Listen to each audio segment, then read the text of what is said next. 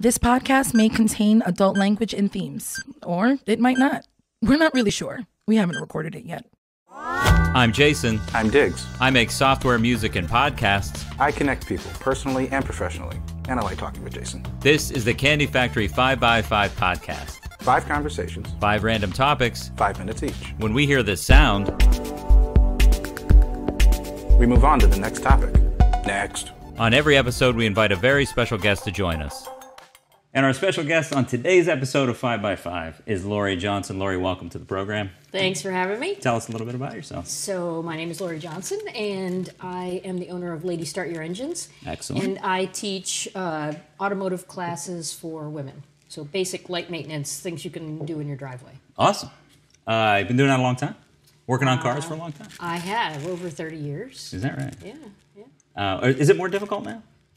Like I've heard that the cars are getting more complicated. It's harder to do yourself in the driveway. You need So there's more only tools. a few things that you can actually do. But, I mean, if you ever notice that you open the hood and there's a big plastic cover on there, so that's a, like, don't touch it. That's an indicator. Yes, exactly.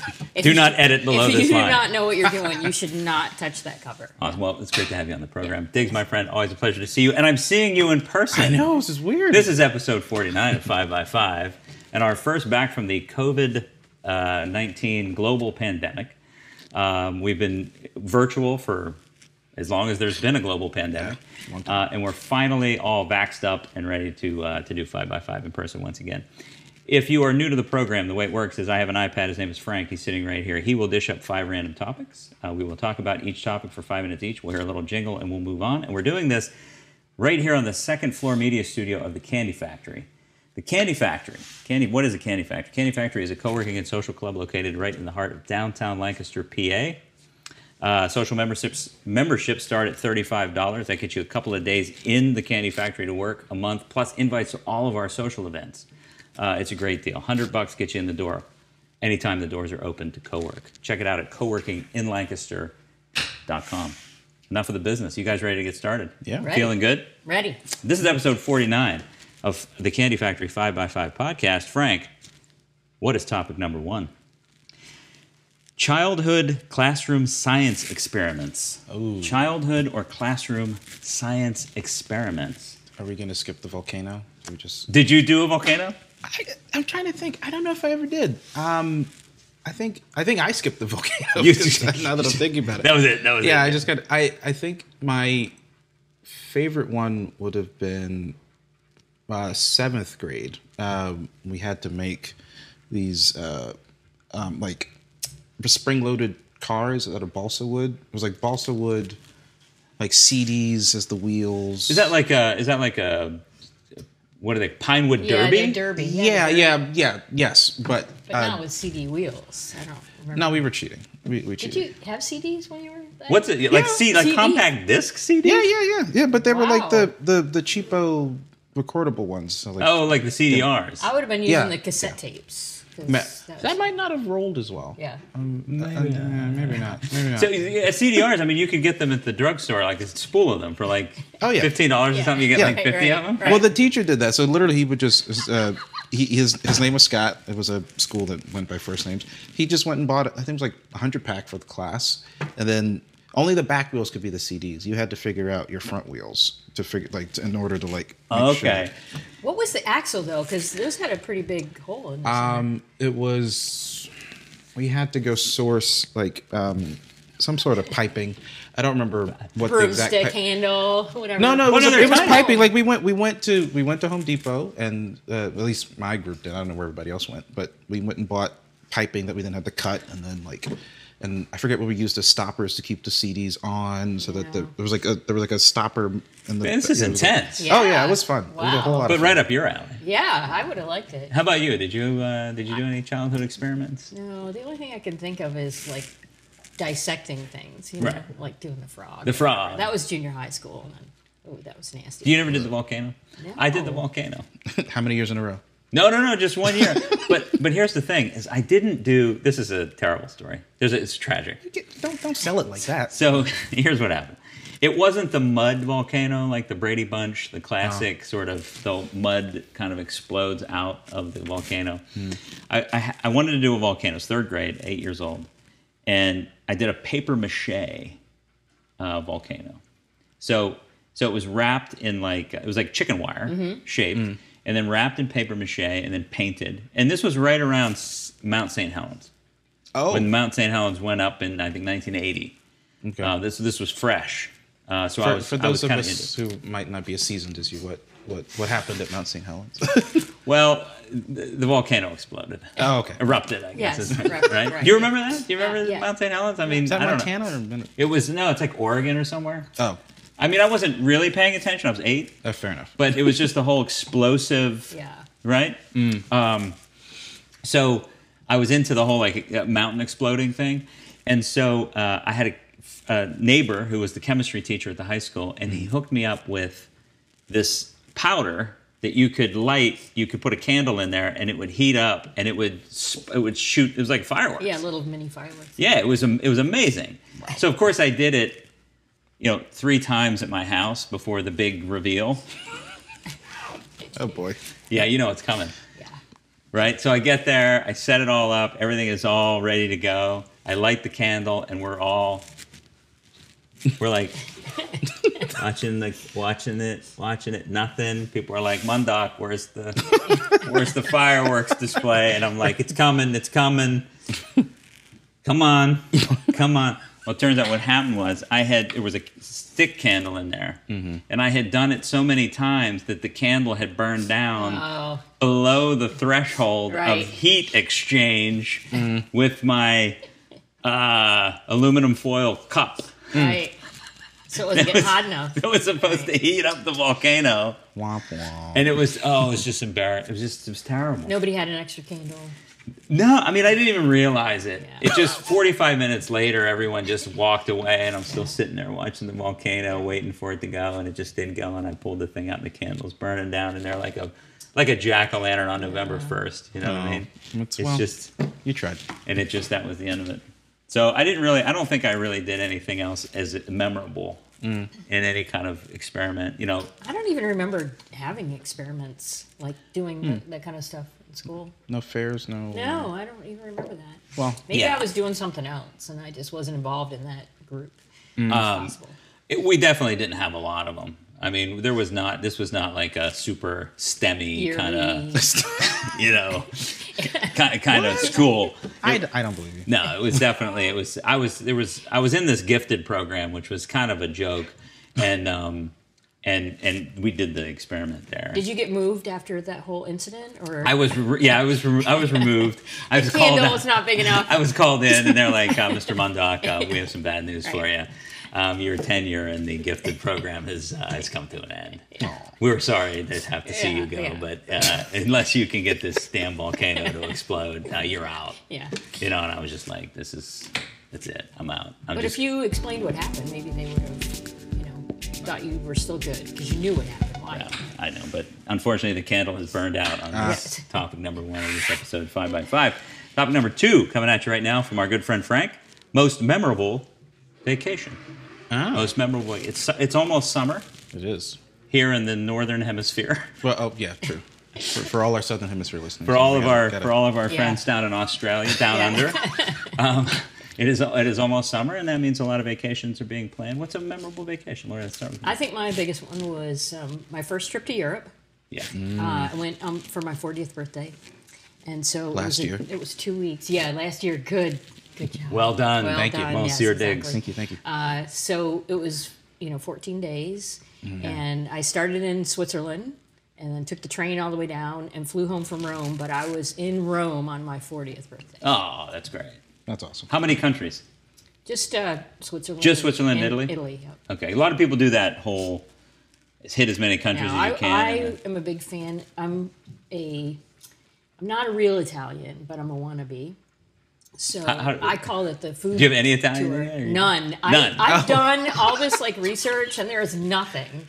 But you can't, not even through the DNA match somewhere. Yeah. There's one 320th. No, I did find Scottish, but nothing. And my mom was very clear. She was like, "There's no Italian." And I'm like, I'm sure there is. I've got it. Laura giving up. Yeah, but I didn't give it up. So so that was kind of the food tour too. Okay. The food is great in Italy. I've heard. That's awesome. That's a memorable vacation. Yeah. Solo, or did you? No, I went with a friend of mine who had been there before, who was Italian. Oh, okay. I learned Italian though to go on this trip. Yeah. And so I thought, well, I'm going to try it out. You know, I was working in the community college, so I could take classes for free. Okay. So I took a semester of Italian. Like, why not, right? Yeah. So I remember getting there, and we were out like to eat somewhere, and the host or whatever comes out, and he asks some questions, and when they see you right away, they go right to English because they know. I think he wasn't sure. So he started speaking, and so I answered a little bit in Italian, and he's answering back, and then he realizes we're not. Yeah, did you kind of go off the cliff? Well, at some but point? then he It's said, like, I'm way out of my league. He said, "But you must be the Italian," and my friend was like, so. She was like, "What do you mean?" So your Italian friend was. Yeah, because he goes, Sicily or whatever, where they have lighter hair because she was dark haired. But she didn't say anything at the time. But later, I heard a lot about it on the trip. Like, why would they guess you were Italian? Yeah, right. Well, you've made an effort. I'm the Italian. So. Thanks. What about you? Italy? No Italy yet. But I'm hoping to get to Bali at one point, which apparently is a top bucket list destination. Our research department has informed us. Yeah. Bali is the place to go. Indeed. No, I still. I think I might have talked about it on a recent episode, but a trip I took on spring break in 2014, I think it was. I had some money saved up. I'd come back to Lancaster to go to Franklin and Marshall to finish my degree at Franklin and Marshall, but I decided I was just going to go on a trip on my own and just get out of the country for a little bit. So I went to. I was based the trip around being in London, and then did a quick overnight trip to Brussels on the train because I'm a big train fan. I wanted an excuse to take Eurostar, which is the fast train between the UK and Europe. And just thoroughly enjoyed my time. It was just like I never really, growing up, all of our trips were to like family reunions or family reunions, maybe the odd funeral, or to see family, So it was all like I never just went somewhere just to go somewhere. And it was a lot of fun. I'm glad I did that. I think you mentioned that we talked about first solo trips at one point in one of the recent episodes of 5x5. Yeah, but mine would be European too. It doesn't really qualify as a vacation. In 1999, I had an opportunity to play in a rock band in Ireland. So long story to get to that point. But I met this guy on the internet, and a couple months later, we were going over to Ireland to play music, and so it was a real lo-fi kind of do-it-yourself kind of experience. So I got a 2-week ticket that just didn't use the back half of, and ended up there for 3 months. And so we were stationed in one town. We had rented a townhouse, the whole band, and then there were some folks from an Italian girl was living with us, and a kid from Dublin who was helping us with some of the equipment stuff, like a roadie and a groupie. Yeah, a roadie and a groupie. Yeah, and then we were based in this town. We had a couple steady gigs, Sunday night, Tuesday night, and then we would travel around Ireland and play Wednesday through Sunday. So we were making, so it wasn't a vacation in the sense of like I was working. We were putting in 5 to 7 hours a day till we traveled somewhere, set up, played a gig, traveled back, sleep and whatnot. So it was one of those things where you never. The chances of getting to experience something like that, I was late 20s, and then to be able to experience something like that, and then kind of come back and start life again, it's just not going to happen. Right. You know what I mean? So it was definitely. To this day, it was 22 years ago. I still think about it. I still think about things that came as a result of that. Yeah. Just really a life shift kind of. Yeah. The whole thing imploded. It was like a reality TV show. It really was. Yeah. But the plane has landed on this vacation, my friends, and topic number 2. It's time now for topic number 3 of this episode's 5x5. Frank, what is the topic? Espresso. Ooh, Wow. espresso. He said it right. Espresso. Yeah. Instead of Espresso. Espresso. Which I still say. I'm not gonna lie. I don't think about it, and it just Isn't it an acceptable pronunciation? Is espresso an acceptable pronunciation? Well, you're the Italian. Maybe the research department can check on that. I would think not. Yeah, I mean, yeah, you're almost Italian. I would say not. You're Fauxtalian. Espresso. Yeah. I like Fauxtalian. That's good.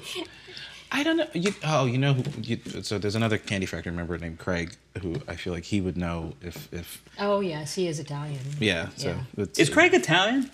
We're going to digress for just a moment. grandparent Sorry, this is His grandfather Okay, is, his right? That's So, right. I just wanted to digress. so for a there moment. is People at don't know least Craig. a Yeah, quarter. there's a connection. Yeah. Yes. There's a member of the candy factory. For those of you who don't know, there's a member of the candy factory who does wine tasting, and he does he imports wine from Italy.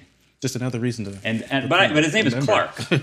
Yeah, Craig. Right. So it's like, who knows? He'll be a guest on the on 5x5 coming up. Stay tuned. It's a little foreshadow. I like that. We got to bring him in here and Yeah. find out what's going on. So for the Fauxtalians Yeah. in the room, I am actually a little bit Italian, quarter, 25% of the time. My grandfather was Sicilian. I have no idea if you can pronounce espresso or not. Meh. Do you like it? Yes. Well, as I'm a big Americano fan, which I think I said that right. But it's just, I mean, for me, it's just I can't do the straight espresso shots. I can't do it. That's just too. You had to think to say that. I did. That. He went, There was a moment. you see us. See the hesitancy. Yeah. You'll do the Americano. Yeah. Which is basically 2 shots in water. Yes, hot water. Yeah. Lord, do you do espresso shot? Not an espresso. Not at all.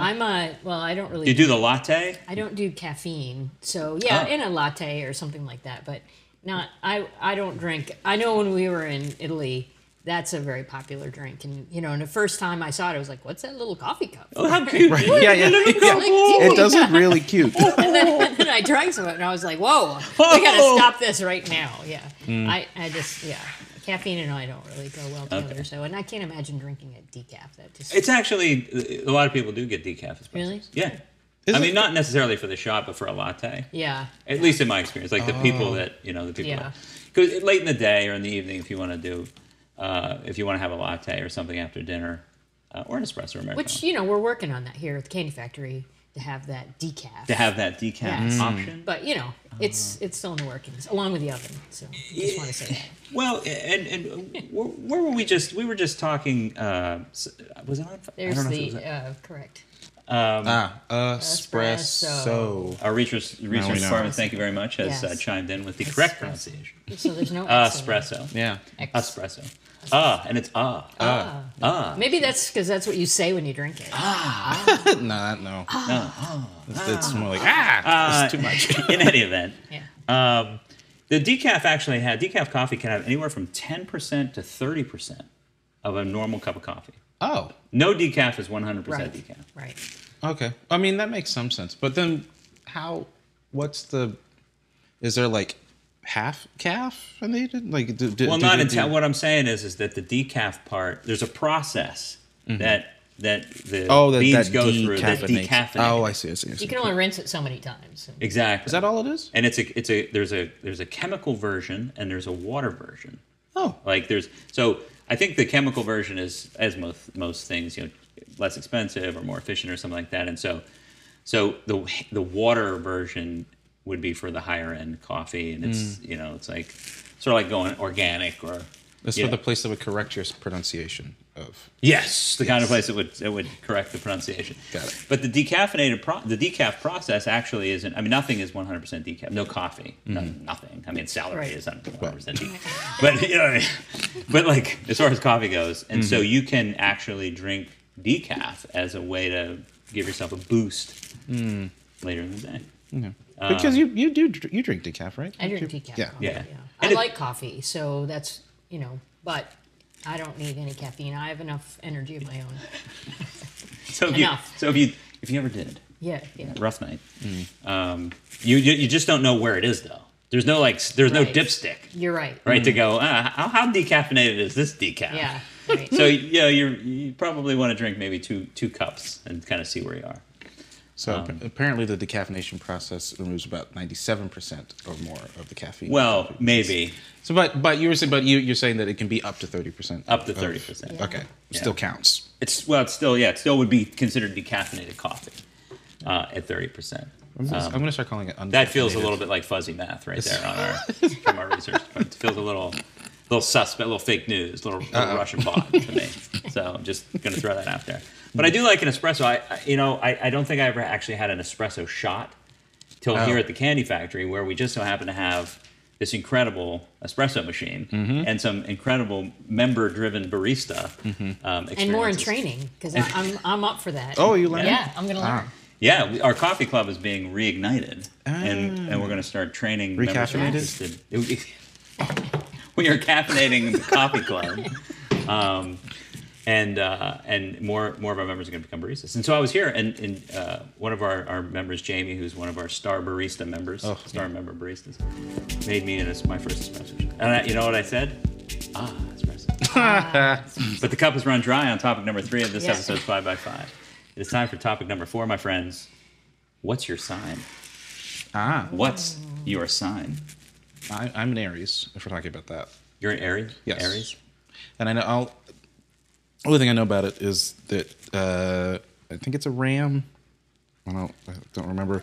The animal thing. Definitely not a hard drive. The animal thing never really stuck with me. But we're really stubborn, but also really loyal to our friends.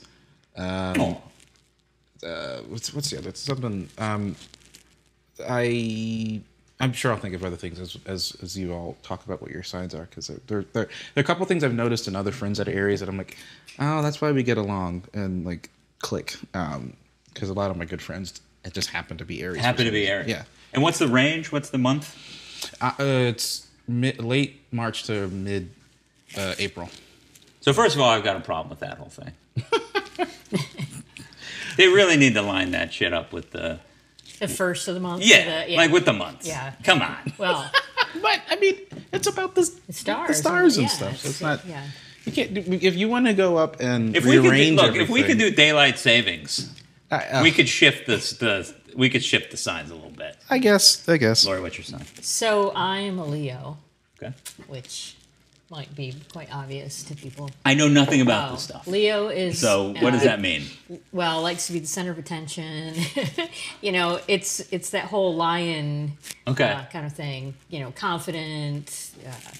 But the downside to it is that they say that we're jealous about stuff and then we get angry about it. You know what I mean? Like controlling and that kind of thing. So, but I tend to not do that side of it. But I am a... Are you close to the cutoff date? Maybe that's it. Maybe No, I'm in the beginning more. Because I think it starts after... It's towards the end of July. And I'm at the end of the month of July. So I'm more in the beginning. And then it goes through August sometime. So. Gotcha. Yeah. So maybe you could lean to whatever that other... it would be Cancer. Is before me. So. And there's a whole lot of someone. One, I will point out the bit about it. It's a bit cliched as a pickup line, asking what someone's sign is, which is true. But someone didn't just ask me what my sign was. They were asking about my rising and setting, and there's another one. There's a third. There's a rising and setting. Oh, Kings and Queens of the Jungle. I bet she put Queen in there because it probably didn't say that because King. They probably were lying. You're probably right. But yeah, very passionate. I don't know about the theatrical though, but anyway. Well, I'm a Libra. And the only thing I really know about that is that we overthink decision making. What, you? Because there's a balance. Well, I couldn't decide whether or not I was. I'm just kidding. There's a balance. It's the scales. Yes. And got it. And so there's this whole balance thing, right? That I guess we're striving for. That's fair. And we're always weighing the pros and the cons and the this and the that of these decisions that we make. So it takes a long time to sort of contemplate. It's not impulsive, It's not super conservative. Like I'm never going to do this or that. Okay. It's always on the back burner. Yeah. Maybe not back burner, but no, more like just always kind of weighing out and seeing all sides of things. So all options, taking all time to make a decision, right? Yeah, absolutely. That's fair. Because that makes sense. Yeah. Because I'm a Libra. Yeah. But are there compatible signs? Mm-hmm. Yes. I don't remember. Don't ask me. Did you ever do the Enneagram? Yes. No. It kind of reminds, it's kind of similar, right? The Enneagram's like one of these don't know how to say it, like maybe a Myers-Briggsy kind of thing where you answer a bunch of questions. Is that an adjective? No, I like it. I like Myers-Briggsy. it. It's Yeah. a kind of a Myers-Briggsy kind of thing. Mm-hmm. And you answer a bunch of, you kind of analyze where you are and you get a number. And there's like a circle and there's these numbers. And with that thing, I only did it once. It was a long time ago, but there were sort of like the numbers across from you and whatnot where you draw these lines and you see who you would be compatible with in terms of all the Enneagram people are probably going to be like, I'm going to get all kinds of hate mail. Well, yeah, because it's like the weird like, I don't know what you call that. It's when like the diagram, like what is it? What the cat's cradle looking like? If you make with the string, but it's like it gets shifted around depending on where you land. Yeah. I'm with you. And I don't know how to like visually represent that, but so and I remember in that specifically there were a lot of these compatible numbers. So I was wondering if with signs there's before we go any further, the research department just let me know that Libras are known for being charming, beautiful, and well balanced. And making things orderly and aesthetically pleasing. I mean, and sparkly. Because I do sparkly. Yes.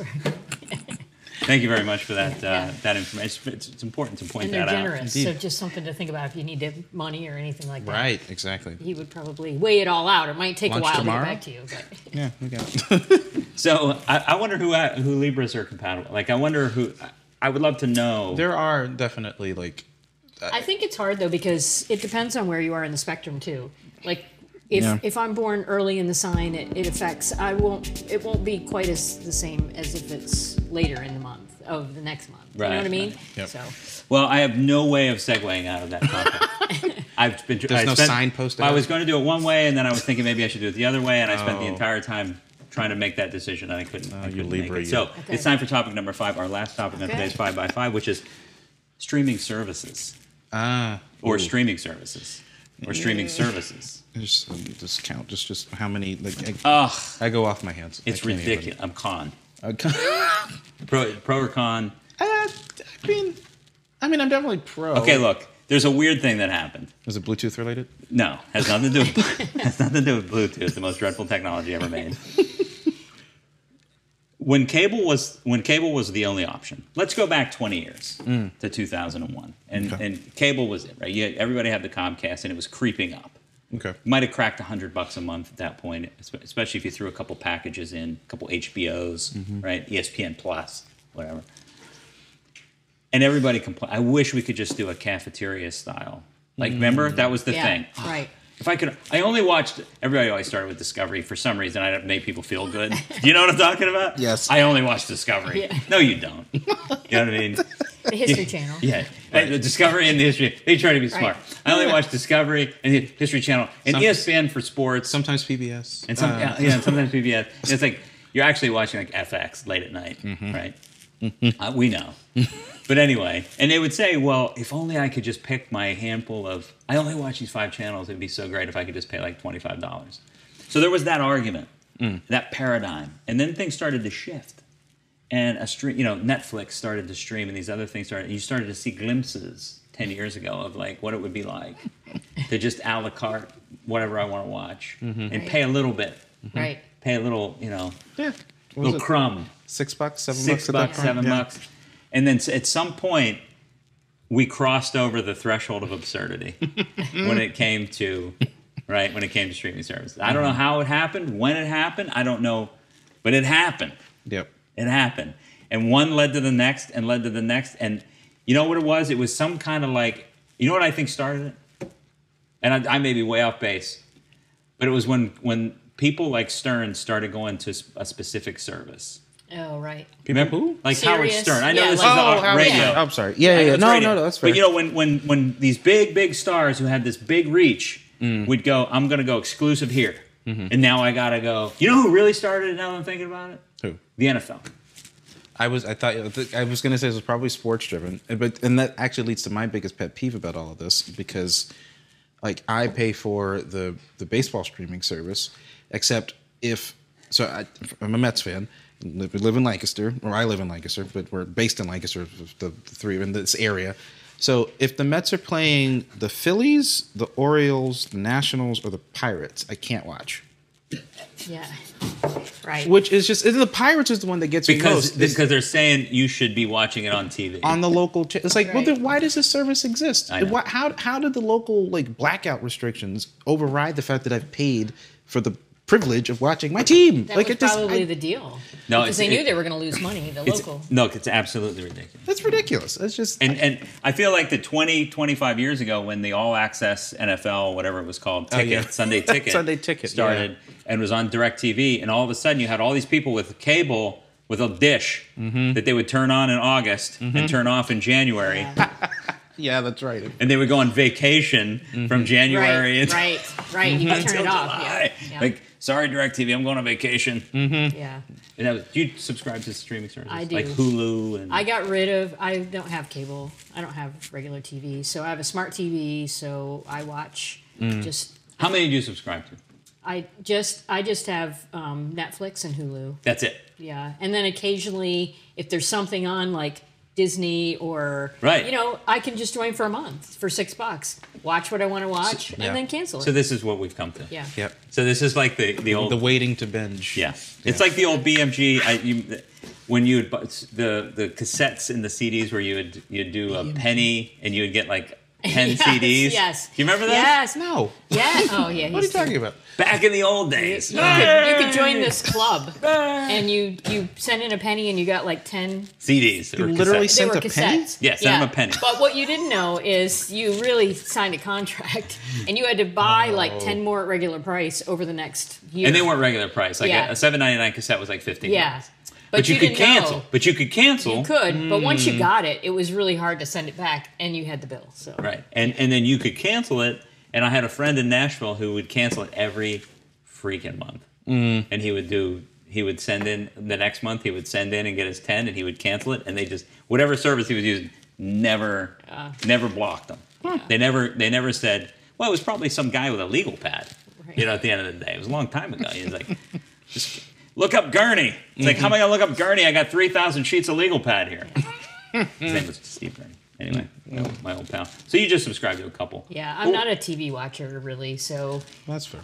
to watch a couple shows and to have something like mostly in Right. the wintertime to watch something. But What I find is that I pay for YouTube. Oh, I pay for YouTube Premium, and I find that there's a billion minutes of content being uploaded every day or whatever.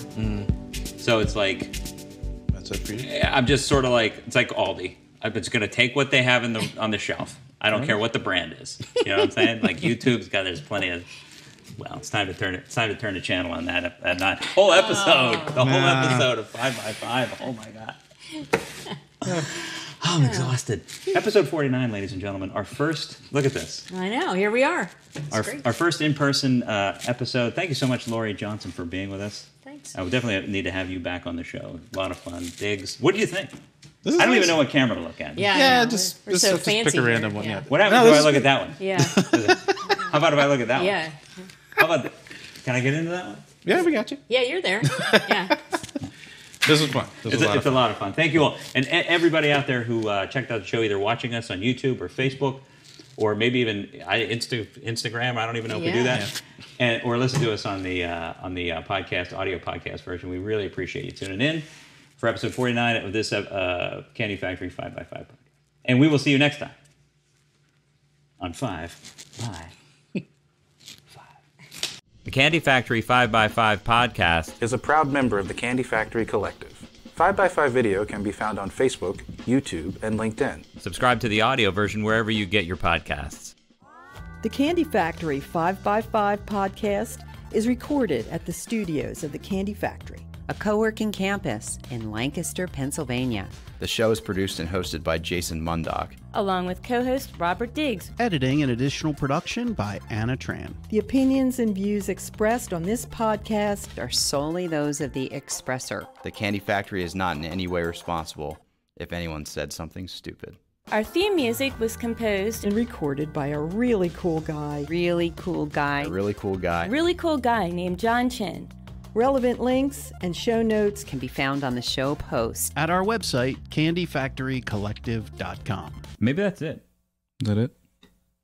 Okay. Candy Factory. Collective.